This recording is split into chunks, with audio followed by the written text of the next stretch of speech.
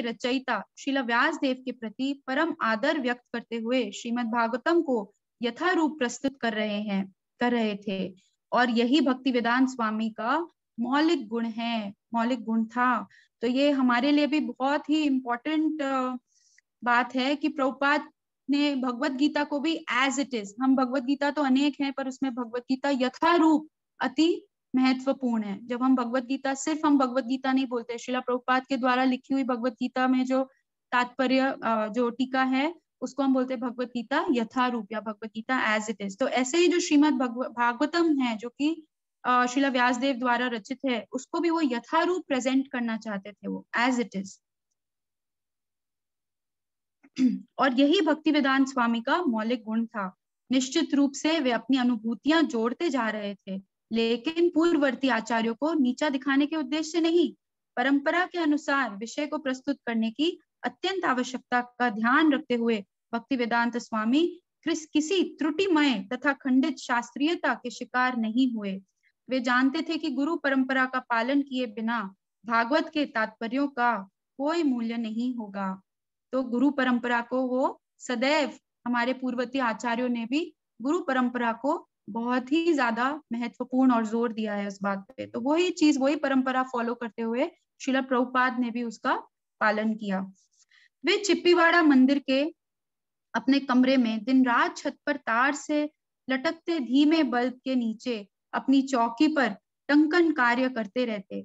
वे फर्श पर एक पतली चटाई पर बैठते और टाइपराइटर को अपने समक्ष एक संदूक के ऊपर रख लेते। हम इसको इमेजिन कर सकते हैं कि प्रभुपाद अभी किस स्थिति में वहां पर हैं। तो एक पतली सी चटाई है, छोटा सा बल्ब जल रहा है और वहां पर टाइपराइटर रखा हुआ है और एक संदूक के ऊपर, और प्रभुपाद वहां पर बैठे हुए हैं। इस तरह पृष्ठ एकत्रित होते रहते, जिन्हें वे ठीक तरह रखने के लिए पत्थर के नीचे दबा देते। भोजन तथा नींद को तो केवल प्रासंगिक थे। उन्हें पूर्ण विश्वास था कि श्रीमद् भागवतम गुमराह सभ्यता के एक क्रांति ला सकेगा।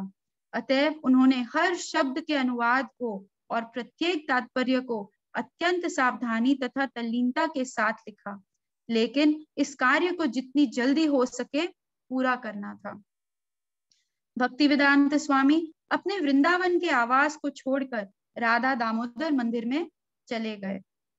अब वे अपने कमरे से बाहर गए बिना ही बाहर देख सकते थे और वेदी तथा उस पर स्थित काले संगमरमर के 4 फुट ऊंचे वृंदावन चंद्र अर्च विग्रह तथा दर्शन कर सकते थे। तो जो लोग राधा दामोदर मंदिर गए, आप वहां से देख सकते हैं, जो शिला प्रभुपाद का कमरा है वहां से सीधा बाहर दर्शन हो सकते हैं वृंदावन चंद्र के, राधा दामोदर जी के।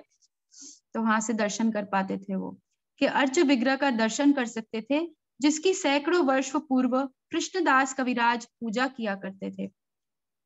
यह आवास वंशी गोपाल जी मंदिर के कमरे से श्रेष्ठ था, क्योंकि अब वे जीव गोस्वामी के मंदिर में रह रहे थे, जहां रूप गोस्वामी, सनातन गोस्वामी, रघुनाथ गोस्वामी तथा जीव गोस्वामी एकत्र हुए थे और उन्होंने प्रसाद ग्रहण किया था, कीर्तन किया था और भगवान कृष्ण तथा भगवान चैतन्य के विषय में बातें की थी।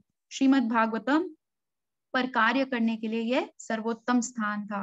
तो श्रीला प्रभुपाद ने इस महान स्थान का चयन किया जहाँ पे हमारे पूर्व आचार्य सब एकत्रित होकर श्रीमद् भागवतम के ऊपर चर्चा करी थी उन्होंने। राधा दामोदर मंदिर में रहते हुए भक्ति वेदांत स्वामी अपना भोजन स्वयं पकाते थे और जब प्रसाद ग्रहण करने बैठते थे तो जाली से रूप गोस्वामी के समाधि का दर्शन कर सकते थे।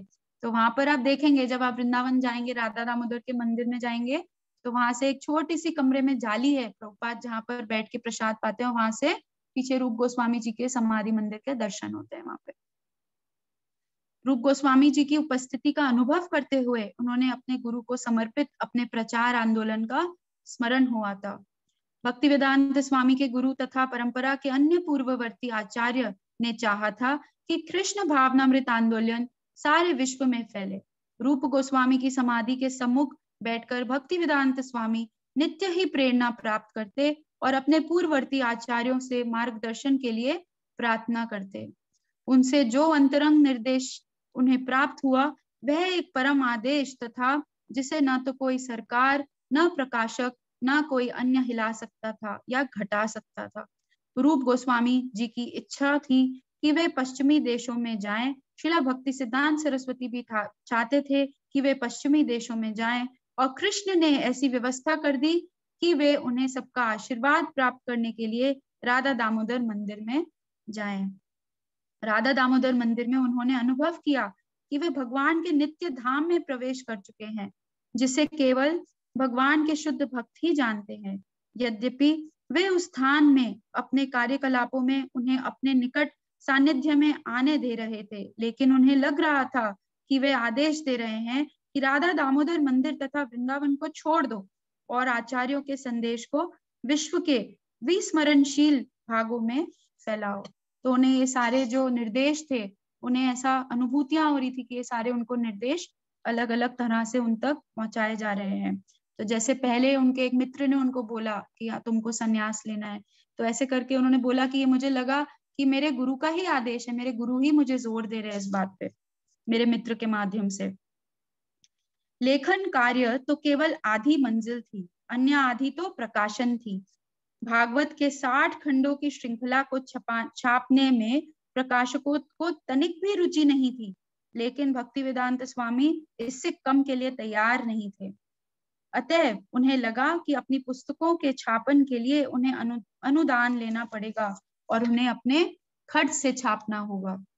एक प्रकाशक ने भक्तिवेदांत स्वामी को सलाह दी कि वे गोरखपुर जाकर अपनी पांडुलिपि श्री हनुमान प्रसाद पोदार को दिखलाएं। आप जानते होंगे गोरखपुर से जो वहां पर भी ग्रंथ छपते हैं और श्री हनुमान प्रसाद पोदार जी हैं उनको दिखलाएं, जो सुप्रसिद्ध धार्मिक प्रकाशक थे।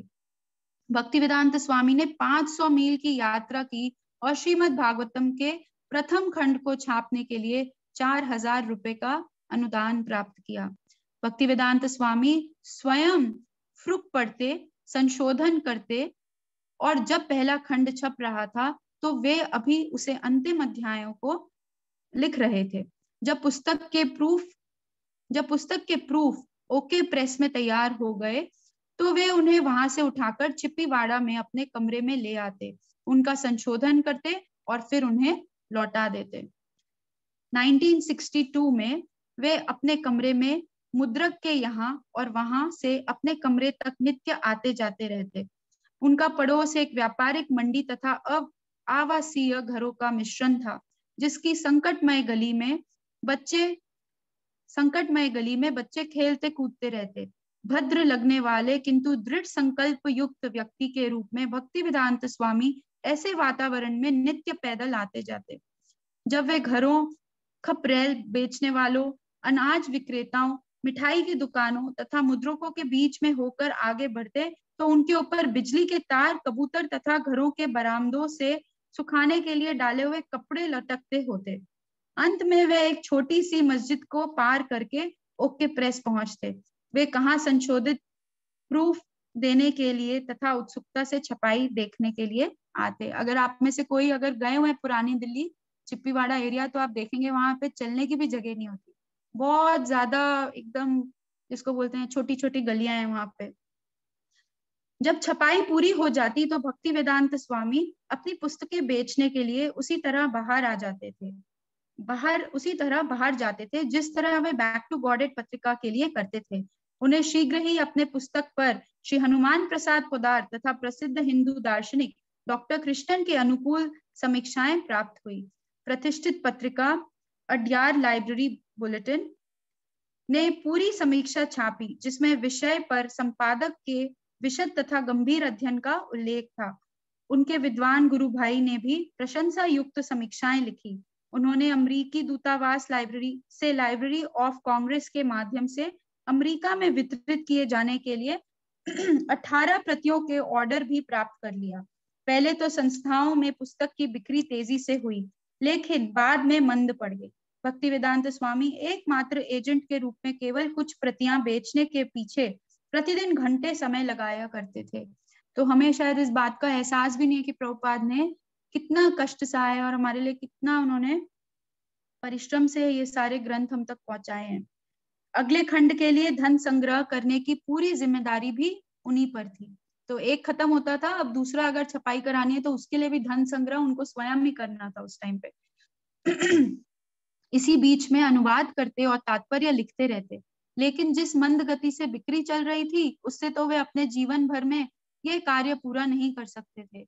भक्तिवेदांत स्वामी ने इसकी प्रतियां प्रमुख राजनीतिज्ञों के पास भेजी और उन्हें उत्तर प्रदेश के राज्यपाल श्री विश्वनाथ दास एवं भारत के उपराष्ट्रपति डॉक्टर जाकिर हुसैन ने अनुकूल समीक्षाएं प्राप्त हुई। उन्होंने डॉक्टर हुसैन से साक्षात्कार करने का अवसर भी मिला और कुछ मास बाद प्रधानमंत्री लाल बहादुर शास्त्री से भी भेंट का अवसर उन्हें मिला। यह एक औपचारिक अवसर था जब संसद भवन के उद्यान में अपने सहायकों के घिरे प्रधानमंत्री ने एक वयोवृद्ध साधु का स्वागत किया। अपने चश्मे के कारण विद्वान लगने वाले भक्तिवेदांत स्वामी आगे बढ़े और उन्होंने अपना तथा अपनी पुस्तक श्रीमद् भागवतम का परिचय दिया। तो इतने बड़े बड़े सब नेताओं और लीडर्स के सामने उन्होंने श्रीमद् भागवतम का परिचय दिया। जो ही उन्होंने प्रथम खंड की प्रति प्रधानमंत्री को भेंट की, त्यों ही एक फोटोग्राफर ने लेखक का तथा पुस्तक को लेकर हंसते हुए प्रधानमंत्री का चित्र खींच लिया। दूसरे दिन भक्तिवेदांत स्वामी ने प्रधानमंत्री शास्त्री जी को पत्र लिखा। उसका उत्तर उन्हें शीघ्र मिल गया, जिस पर प्रधानमंत्री के हस्ताक्षर थे। प्रिय स्वामी जी, तो ये प्रधानमंत्री ने श्रील प्रभुपाद को पत्र लिखा है। प्रिय स्वामी जी, पत्र के लिए बहुत धन्यवाद। मैं आपका अत्यंत कृतज्ञ हूँ कि आपने श्रीमद् भागवतम की एक प्रति मुझे भी भेंट करी। मैं समझता हूँ कि आप महत्वपूर्ण कार्य कर रहे हैं। यह अच्छा विचार होगा कि सरकारी संस्थानों के पुस्तकालय में इस पुस्तक की प्रतियां खरीदें। अनुकूल समीक्षाओं को विज्ञापन के रूप में इस्तेमाल करते हुए भक्तिवेदांत स्वामी ने भावी दानदाताओं से अगले खंडों के लिए धन संग्रह करने हेतु भेंट करी। फिर वो मिलने लगे और बड़े बड़े लोगों से मिलकर, ताकि उनसे कुछ दान मिल जाए, तो धन संग्रह करने का प्रयास करने लगे। अंत में जब छापने के लिए धन संग्रह हो गया तो पांडुलिपि तो उनके पास थी ही, वे पुनः प्रकाशन जगत में प्रविष्ट हुए। कागज की खरीदारी, प्रूफ संशोधन तथा मुद्रक को समयबद्ध करना, जिससे हर पुस्तक समय से तैयार हो ले। इस प्रकार अपनी लगन से उस व्यक्ति ने, जिसे पास अपना कोई धन नहीं था, इसी तरह बृहद तृतीय सजिल खंड को 2 वर्षों से कुछ अधिक समय में प्रकाशित कर दिया। तो यहाँ पर तीसरा जो खंड था वो तैयार हो गया 2 वर्ष के अंदर अंदर। जिस गति से विद्वान जगत में उनका सम्मान बढ़ रहा था, उससे भक्तिवेदांत स्वामी शीघ्र ही देशवासियों के बीच में अत्यंत प्रसिद्ध व्यक्ति हो जाते। लेकिन उनकी दृष्टि तो पश्चिम पर ही लगी थी और तृतीय खंड के तैयार होते ही उन्हें लगा कि वे वहां जाने के लिए आखिरकार तैयार हो गए। तो 3 जब खंड तैयार हो गए, तब प्रभुपाद ने सोचा कि अब मैं तैयार हूँ 3 खंडों के साथ, अब मैं पश्चिम जाने के लिए तैयार हूँ। अब वे 69 वर्ष के थे, अतः उन्हें शीघ्र ही प्रस्थान करना था। शिला भक्ति सिद्धांत सरस्वती द्वारा कोलकाता के एक तरुण गृहस्थ को पश्चिम जाकर कृष्ण भावनामृत का प्रचार करने को कहे हुए 40 वर्ष से ऊपर बीत गए थे। तो शिला भक्ति सिद्धांत सरस्वती ठाकुर ने जब पहली बार शिला प्रभुपाद को आदेश दिया था कि आप जाइए, आप पाश्चात्य देश जाइए, तो उस टाइम से लेकर अभी तक 40 वर्ष बीत चुके थे उस बात को। श्री कृष्ण भावनामृत का प्रचार करने को कहे हुए 40 वर्ष से ऊपर बीत गए थे। पहले तो तरुण अभयचरण ने इसे असंभव माना था, लेकिन अब पारिवारिक जिम्मेदारियां समाप्त हो चुकी थी और वे पश्चिम की यात्रा करने के लिए स्वतंत्र थे। हालांकि उनके पास एक पैसा भी नहीं था। अब बहुत सी कठिनाइयां दूर हो गई, तो यात्रा भाड़ा तथा सरकारी अनुमति की कुछ औपचारिकताएं ही आखिरी गंभीर अवरोध रह गई। तब अचानक ही 1965 में एक एक करके अंतिम अवरोध भी दूर हो गए। वृंदावन में भक्तिवेदांत स्वामी मथुरा के एक व्यापारी अग्रवाल महोदय से मिले थे और बात ही बात में उन्होंने उनसे कहा था, जैसा कि वे अन्यों से भी कहते रहते थे, कि वे पश्चिम जाना चाहते हैं। यद्यपि अग्रवाल महोदय का भक्तिवेदांत स्वामी से परिचय कुछ ही मिनटों का था, लेकिन उन्होंने अपने आप से कहा कि मैं अपने पुत्र गोपाल को लिखकर, जो पेनिसिल्वेनिया में इंजीनियर है, उसको स्पॉन्सरशिप का फॉर्म मंगवा दूंगा और उनके लिए एक स्पॉन्सर दिलवा दूंगा। तो उन्होंने बोला कि वहां पे पेनिसिल्वेनिया में उनका एक पुत्र रहता है अग्रवाल जी का, तो वहां से वो स्पॉन्सरशिप फॉर्म भिजवा देंगे उनको, जिससे प्रभुपाद वहां पर जा सकते हैं विदेश। भक्तिवेदांत स्वामी दिल्ली लौट आए और पहले की तरह पुस्तक बिक्री के पूर्ववर्त साधनों का अनुसरण करते हुए अवसर की ताक में रहने लगे। एक दिन अचानक विदेश मंत्रालय ने उनको संपर्क किया और बताया कि अमेरिका की यात्रा के लिए उन्हें अनापत्ति, नो ऑब्जेक्शन सर्टिफिकेट उनका तैयार हो चुका है। क्योंकि उन्होंने देश से बाहर जाने के लिए कोई औपचारिक कदम नहीं उठाए थे, अतः उनके विषय में उन्हें मंत्रालय से पूछताछ करनी पड़ी। उन्हें पेनिसिल्वेनिया में स्थित गोपाल अग्रवाल द्वारा हस्ताक्षरित सांविधिक घोषणा पत्र, वही है नो ऑब्जेक्शन सर्टिफिकेट, दिखलाया गया, जिसमें उन्होंने सौगंध पूर्वक घोषित किया कि वे भक्तिवेदांत स्वामी के अमेरिका के प्रवास काल का सारा खर्च वहन करेंगे। तो यहाँ पर अग्रवाल जी के जो पुत्र थे उन्होंने बोला कि जो भी खर्चा होगा श्रीला भक्तिवेदांत स्वामी प्रभुपाद का, वो सारा उसको खर्चे को उठाएंगे वहां पर। अब भक्तिवेदांत स्वामी के पास एक स्पॉन्सर था, लेकिन उन्हें अभी भी पासपोर्ट, वीजा, पी फॉर्म तथा यात्रा भाड़ा चाहिए था। पासपोर्ट तो सरल था। अब भक्तिवेदांत स्वामी पासपोर्ट तथा स्पॉन्सरशिप के कागज को लेकर मुंबई गए, पुस्तकें बेचने अथवा छपाई के लिए पैसा इकट्ठा करने नहीं। अब वो इस बारी पुस्तकें छपाई के लिए नहीं गए थे, वो अपने कागजात लेकर उसका अरेंजमेंट करने गए थे ताकि वो कैसे बाहर जा सकेंगे, विदेश जा सकेंगे। अपितु अमेरिका जाने के लिए सहायता की खोज करने वे सिंधिया स्टीमशिप लाइन में अध्यक्षता सुमति मोरारजी के पास गए, जिन्होंने श्रीमद् भागवतम का द्वितीय खंड छापने के लिए प्रचुर राशि दान में दी थी। उन्होंने अपना नो ऑब्जेक्शन सर्टिफिकेट उनके सचिव, उनके जो सेक्रेटरी थे श्री चौकसी को दिखलाया।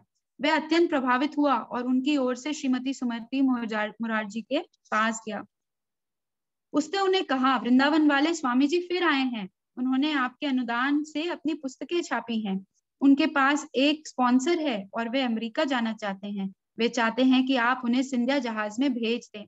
श्रीमती मोरारजी ने यह कहकर ना कर दिया कि स्वामी जी संयुक्त राज्य जाने के लिए और वहां कुछ कर पाने के लिए अत्यंत वृद्ध हैं। श्री चौकसी ने आकर उन्हें श्रीमती मोरारजी की बात बताई, लेकिन भक्तिवेदांत ने उन बातों को अस्वीकृत भाव से सुना। वो सेटिस्फाई, कन्विंस नहीं थे, वो बिल्कुल कन्विंस नहीं थे। श्रीला भक्तिवेदांत स्वामी श्रीला प्रभुपाद, वे चाह रही थी कि स्वामी जी भारत में रहकर श्रीमद् भागवतम को पूरा करें। उनका तर्क था कि अमेरिका जाने की क्या आवश्यकता है, यहीं रहकर कार्य पूरा करें।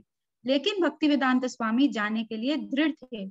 उन्होंने श्री चौकसी से कहा कि वे श्रीमती मोरारजी को विश्वास दिलाएं, यहाँ तक कि उन्हें जो कुछ कहना था वह भी सिखा दिया। तो उन्होंने बता के भेजा कि आप ये जाके बोलिएगा उनको।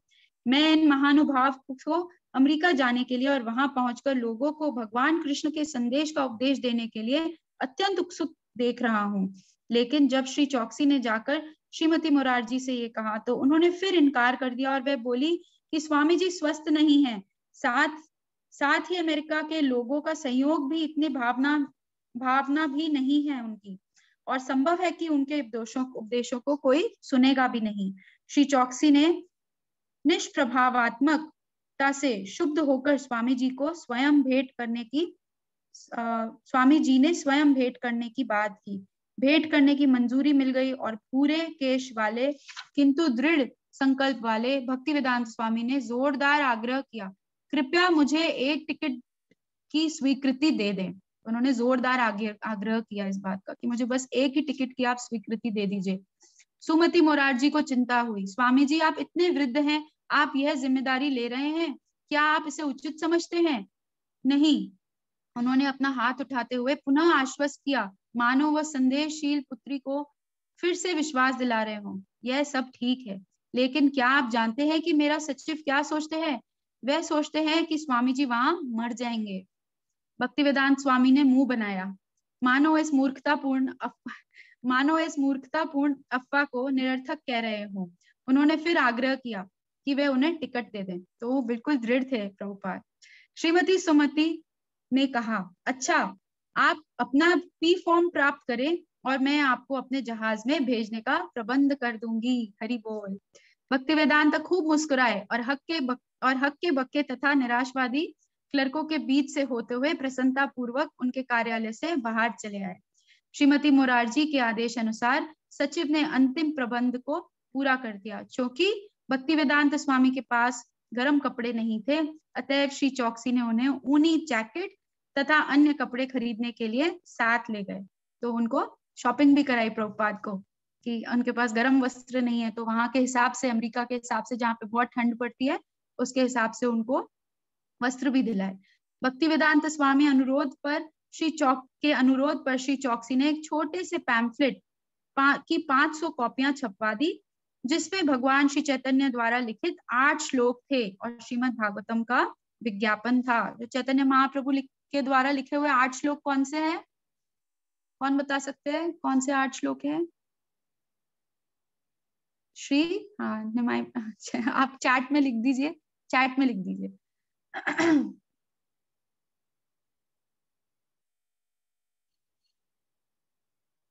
कोई लिख रहे हैं चैट में?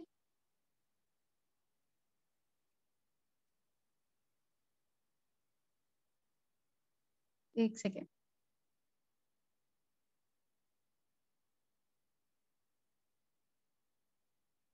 चेतो दर्पण शैलजा माता जी, हाँ वो स्टार्ट होता है चेतो दर्पण से, पर है वो शिक्षाष्टकम। थैंक यू मनीषा माता जी। जी, तो उन्होंने 500 ऐसी कॉपियां बनवाई जिसमें शिक्षाष्टकम और श्रीमद् भागवतम का एक विज्ञापन था। श्रीमती मोरारजी ने उनके लिए अपने जहाज जलदूत में, जो कोलकाता से 13 अगस्त को छूट रहा था, एक स्थान आरक्षित कर दिया। उन्होंने ये सुनिश्चित कर लिया कि वे ऐसे जहाज से यात्रा करेंगे जिसका कप्तान एक शाकाहारी ब्राह्मण की आवश्यकताओं को समझ सके। और उन्होंने जलदूत के कप्तान श्री अरुण पांड्या से कहा कि वे स्वामी जी के लिए अतिरिक्त तरकारियां, ये भी कितना सोचने की बात है कि उन्होंने कितना अच्छा अरेंजमेंट किया उनके लिए, कि एक ऐसा व्यक्ति हो जो कि श्रील प्रभुपाद की आवश्यकताओं को समझ सके, अतिरिक्त तरकारियां तथा फल साथ ले जाए। श्री चौकसी ने स्वामी जी के साथ अंतिम 2 दिन मुंबई के प्रेस के पैम्फलेट लेने, कपड़े खरीदने तथा कोलकाता की गाड़ी पकड़वाने के लिए स्टेशन तक ले जाने में बिताए। भक्तिवेदांत स्वामी जलदूत के प्रस्थान के कुछ दिन पूर्व ही कोलकाता आ गए। यद्यपि वे कोलकाता में अपने जीवन का अधिकांश समय बिता चुके थे, लेकिन इस समय उन्हें ठहरने के लिए कोई स्थान नहीं था। यह ऐसा था जैसा कि उन्होंने अपने वृंदावन भजन में लिखा था। तो कोलकाता में उन्होंने अपना पूरा जीवन बिताया, पर अब जब वो इस बारी जब कोलकाता आए तो यहाँ पर उनके ठहरने के लिए कोई स्थान नहीं था। उन्होंने जैसे अपने भजन में शुरू में हमने पढ़ा था, है मेरी स्त्री पुत्र पुत्री नाती सभी, किंतु धन नहीं, अतः है सारा वैभव निष्फल, है ना, जो अभी हमने पहले पढ़ा था हमने। यद्यपि इस शहर में बचपन में उनका सुविधा से लालन पालन हुआ था, किंतु वे दिन सदा के लिए बीत चुके थे।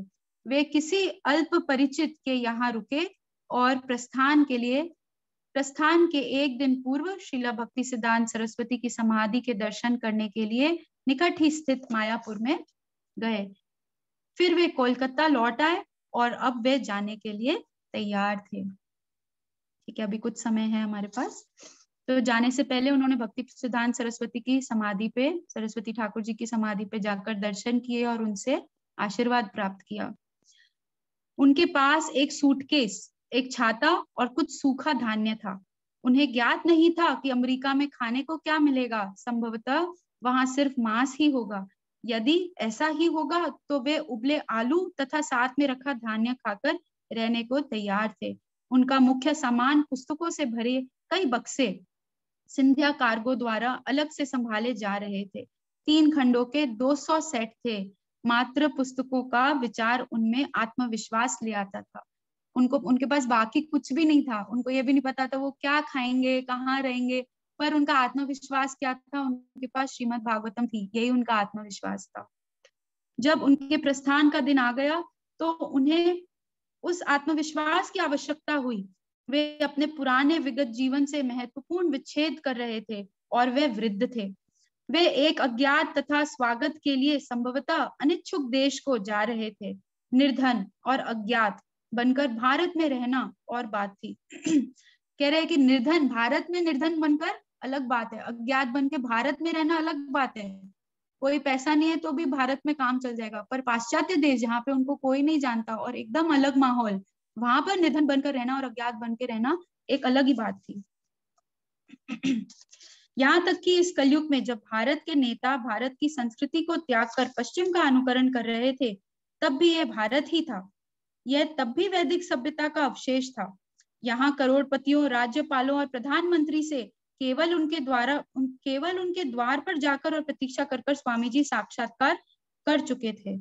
यहाँ सन्यासी का सम्मान किया जाता था। क्या फर्क है, यहाँ पर अगर निर्धन भी रहते तो भी यहाँ पे हर कोई सन्यासी का सम्मान करता है, पर वहां पे पाश्चात्य देश में तो वो तो जानते भी नहीं कि क्या सन्यासी क्या साधु, वो नहीं जानते। श्रीमद् भागवतम का सम्मान होता है यहाँ पे। भारत में चाहे कुछ और होना हो, सन्यासी, श्रीमद् भागवतम, इन सबका सम्मान होता है।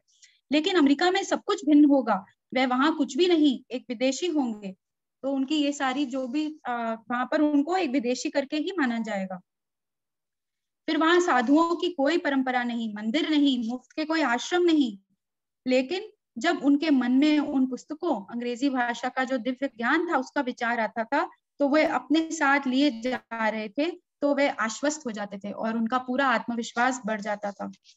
जब वे किसी से अमेरिका में मिलेंगे तो उसे एक पर्चा देंगे, श्रीमद् भागवतम, भारत का शांति तथा सद्भाव संदेश। तो उनकी ऐसी प्लानिंग थी, जब भी मैं किसी से मिलूंगा तो ये मैं पर्चा दूंगा, और ये पर्चा है जो श्रीमद् भागवतम है, भारत का शांति तथा सद्भाव का संदेश है जो वो भारत से लेके गए थे। 13 अगस्त का दिन था, बस कुछ ही पार्ट बाकी है इसका। 13 अगस्त का दिन था। भगवान कृष्ण के आविर्भाव दिवस जन्माष्टमी से कुछ दिन पूर्व, पिछले कुछ वर्षों से वे जन्माष्टमी के दिन वृंदावन में रहते आए थे। अनेक वृंदावन वासी वहां से कहीं नहीं जाते थे। वे वृद्ध थे और वृंदावन में ही संतुष्ट थे। भक्तिवेदांत स्वामी भी चिंतित थे कि कहीं वे वृंदावन से दूर जाकर शरीर तो नहीं छोड़ देंगे। इसलिए सारे वैष्णव साधुओं तथा विधवाओं ने वृंदावन ना छोड़ने का व्रत ले रखा था। जो भी वृद्ध हो जाते हैं तो वो सोचते हैं हम वृंदावन में ही रहेंगे और वहीं हमारा शरीर छूटेगा।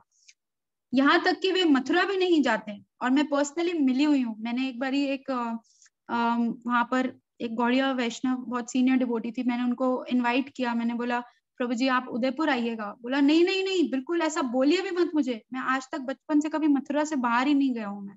ऐसा उन्होंने बोला एकदम, मतलब उन्होंने इन्विटेशन को अस्वीकार कर दिया। उन्होंने ऐसा भी नहीं बोला कि हाँ मैं आऊंगा देखता हूँ या कुछ, बोला बिल्कुल भी नहीं, ऐसा बोलिए ही मत, सोचिए ही मत कि मैं कभी आऊंगा, ऐसा बोला उन्होंने।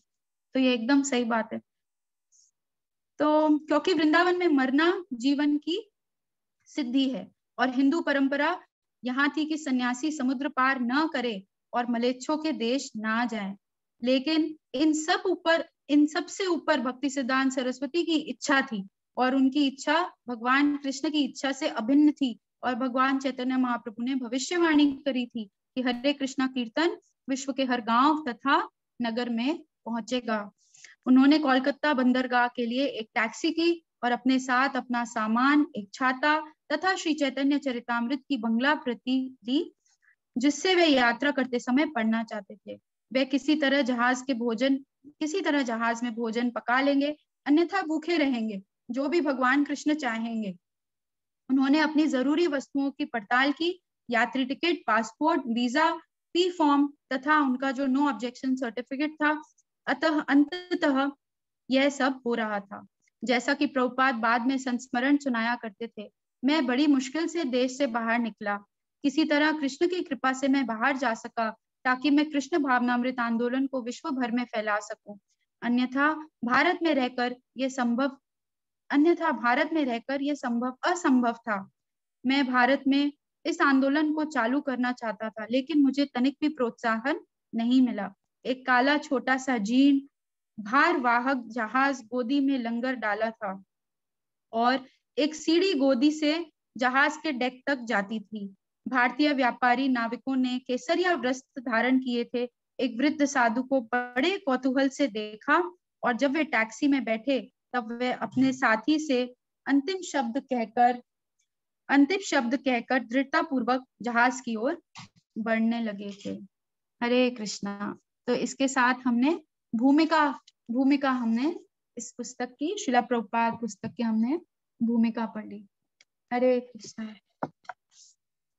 धन्यवाद, प्रणाम। शिला प्रभुपाद की जय, गौर भक्त वृंद की जय, एकादशी महोत्सव की जय। कृष्ण। बहुत बहुत धन्यवाद नीता जी। हरे कृष्णा प्रभु जी। बहुत सुंदर प्रसंग चूज किया आपने। मैं भी सोच रहा था कि चोकसी जी के बारे में, जी कि चोकसी जी ने अपने सामर्थ्य के अनुसार प्रभुपाद की बहुत मदद, बिल्कुल और वो भी इतने बड़े इतिहास का हिस्सा बन गए। बिल्कुल। तो हमको भी, हर भक्त को अपने अपने सामर्थ्य के अनुसार इस आंदोलन को ले जाने में जितना भी योगदान वो करना चाहिए। क्या पता वो आगे कितना बड़ा आंदोलन बनने वाला, और वो उस आंदोलन का हिस्सा बनने वाला है। So lesson I learned was, to the extent we can contribute, we should contribute to take this movement forward. Yes Prabhu ji. बहुत बहुत धन्यवाद। उस दिन गुरु महाराज जी कह रहे थे कि ना, सुबह जपा टॉक में बोला आराम हराम है। उन्होंने बोला अभी आराम नहीं करना है, अब वो लोग जाकर आराम करना है, यहाँ पर तो आपको बहुत परिश्रम करना है, आपको यहाँ पर परिश्रम करना है। और एक्चुअली मतलब परिश्रम का अपना अपना बेस्ट, हम जितना हम कर सकते हैं अपने सामर्थ्य के अनुसार।